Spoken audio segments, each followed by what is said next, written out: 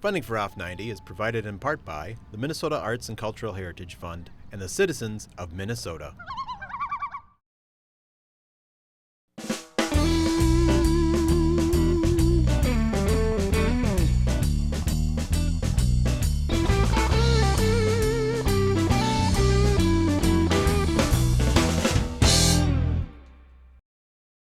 Hi, I'm Barbara Keith. Thanks for joining me on this episode of Off 90. I've been the host of this program for about a year now, but until now you've never really had the chance to see behind the scenes of my life as an artist, living and working in Lanesboro. I design and create stained glass mosaics that can be seen all over the country, including the Mayo Clinic in Rochester and Children's Hospital in Minneapolis. I'm delighted to give you the chance to know me and my work a little bit better.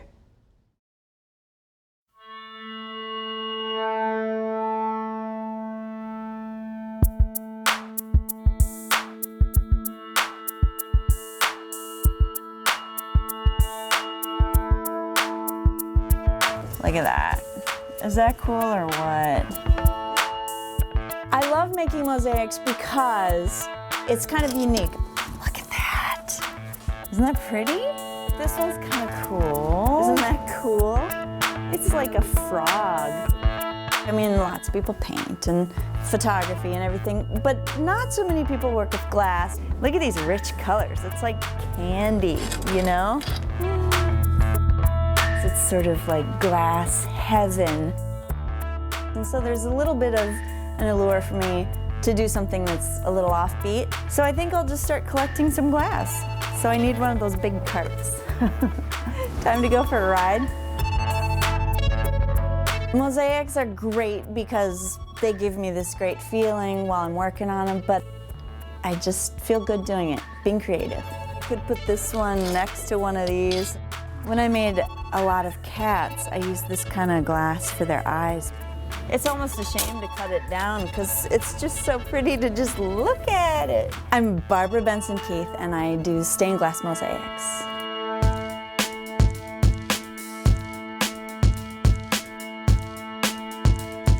Come on down to my shop.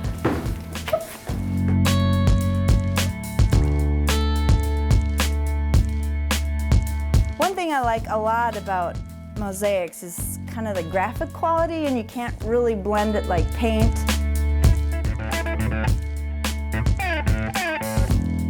But you can blend different colors together, so I really like that about working with mosaics.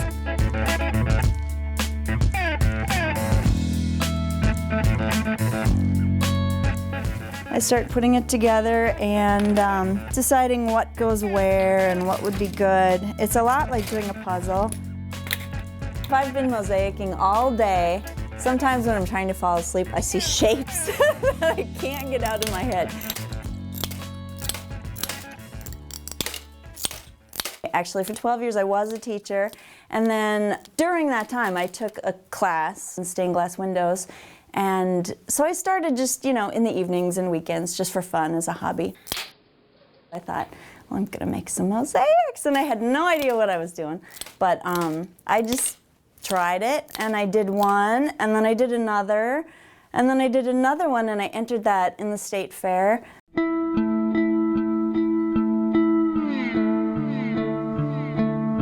And that one's second place, and it's a really competitive competition, so I was encouraged to go on. So she kind of started everything.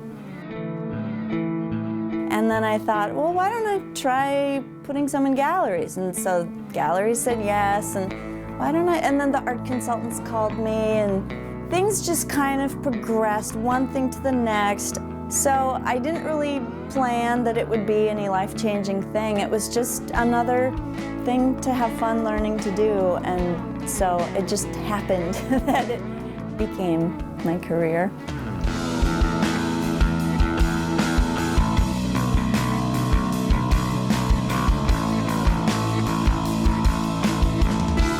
I've done about 250 mosaics so far.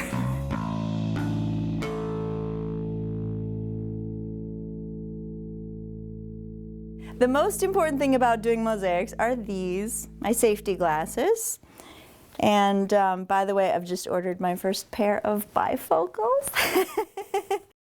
It is fun to just twist things around and figure it out.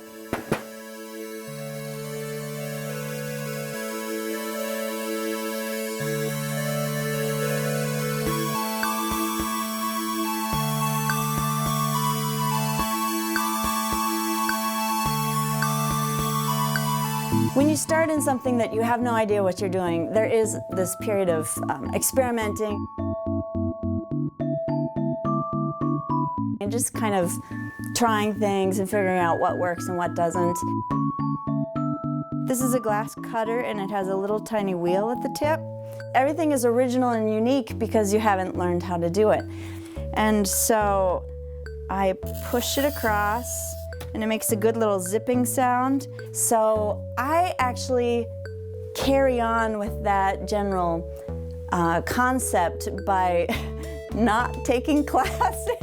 And then I use this tool to break it like that. Because I think lots of times what happens when you take a class, you start to do it like the teacher has shown you how to do it. And then the third thing I can use is this tool, which is a wheeled nipper. It has two wheels that you put the glass in between it and then it breaks it.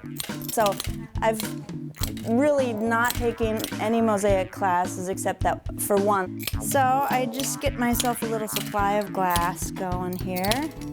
And once I have a good supply, I'm ready to glue. So it's just still a little bit of figuring things out. And I'm still doing things that I've never done before. So it's still about experimenting. Come on, Annie, let's go. What a great day. It's so great being a full-time artist because I get to totally set my own schedule. Hey, chickies, you wanna come outside? It's just a calm, peaceful, wonderful thing to do. This is Mrs. O'Leary. And, you know, I love kind of just the quiet and working alone. Annie, come on, come on. It's just a pleasant place to be, but then what I do is I put on an audiobook. I described it as hunky-dory. How else to capture my people? And I just kind of get into a little zone.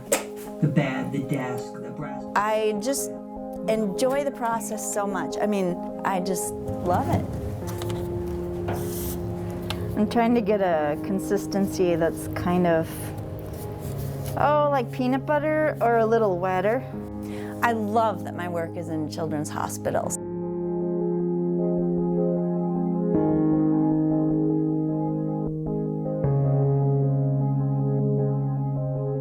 So what I have to do is spread this around and then work it into all the cracks.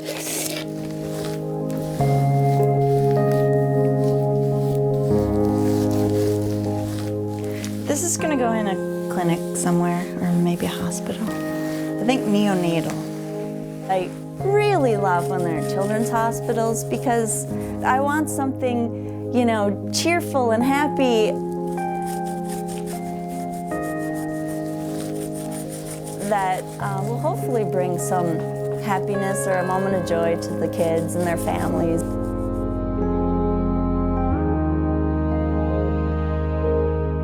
Well, this piece is called Six Little Preludes, and it's at the Children's Hospital in Minneapolis.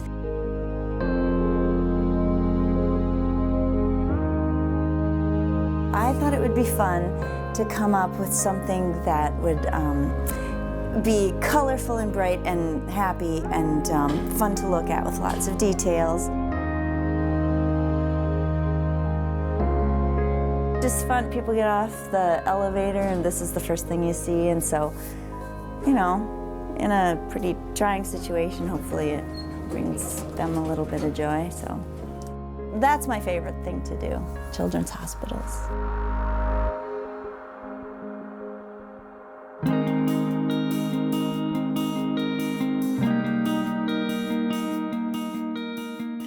I love when the art is in a public place.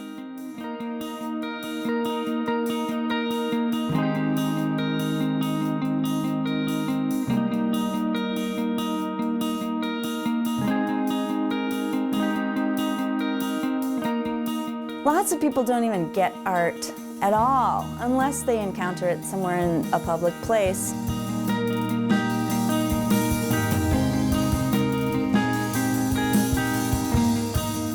But I love that lots of people see it and enjoy it. And sometimes I hear back from people that I don't even know, and they saw my work someplace and they just wanted to say, you know, how it made them feel.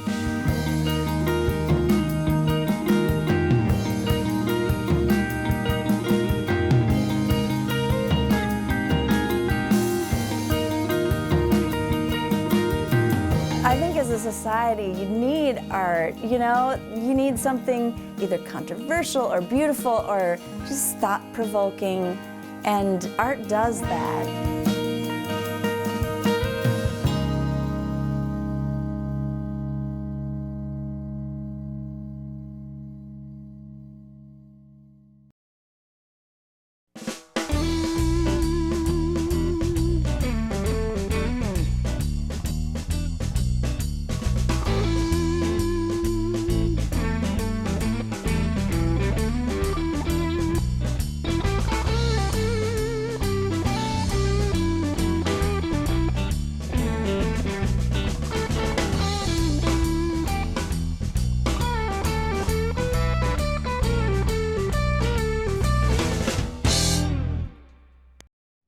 Funding for Off 90 is provided in part by the Minnesota Arts and Cultural Heritage Fund and the citizens of Minnesota.